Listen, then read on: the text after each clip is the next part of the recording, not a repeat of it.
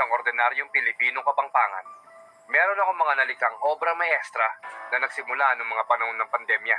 Sibika ang akin naging salamin upang makalikha ng isang sining. 5 taon na ang lumipas nung nalikha ko ang aking kauna-unahang obra maestra. Wala ito sa linya ng mga pangarap ko. Wala akong personal na ambisyon at kondisyon para sa sining na ito. Bigla na lang siyang pumasok sa imahinasyon ko. Basta ang naaalala ko lang, hinila ako ng depresyon para gamiting materyales yung mga bagay na patapon at matawag kong isang obra maestra. Isa ako sa mga alagad ng sining sa larangan ng pagtatato. Pagtapos kong makakuha ng diploma sa eskwela sa kurso ng teknolohiya, ang pagiging tattoo artist ang aking naging pahinga. Ngunit noong mga taon na pumasok na ang pandemya, doon umatake ang salitang depresyon.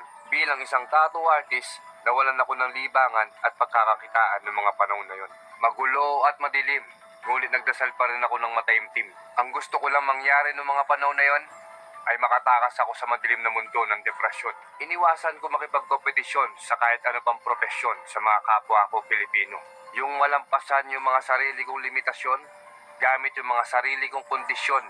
Para sa akin, yun ang tunay na kampiyon. Alam kong normal lang isipin na hindi natin kaya. Pero lagi nating tatandaan, hindi na normal kung hindi natin ito susubukan. Maraming Pilipino ang dumadanas ng depresyon. Ito lang ang mapapayo ko. Sa depresyon, 2 lang ang pwede nating pagpilian. Para sa akin, yun ang gumawa ng sining o magkulong pa lang dyan sa kadiliman.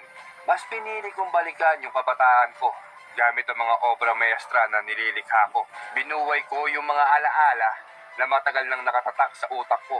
Eto yung batang lumaki sa Riles nang walang pinoproblema. Ako yung batang iniisip lang kung ano yung una kong lalaruin pagkagising ko sa umaga. Ako yung batang nakikipaglaro sa sarili kong pahina. Oo, tama ka. Ako yung batang nabuhay dun sa nakaraan na gumamit ng sining upang mabuhay muli yung bata na yun sa kasalukuyan. Siguro naman hindi na kayo nagtataka kung bakit pare-pareho lang ng itsura yung mga nilalabas kong obra maestra.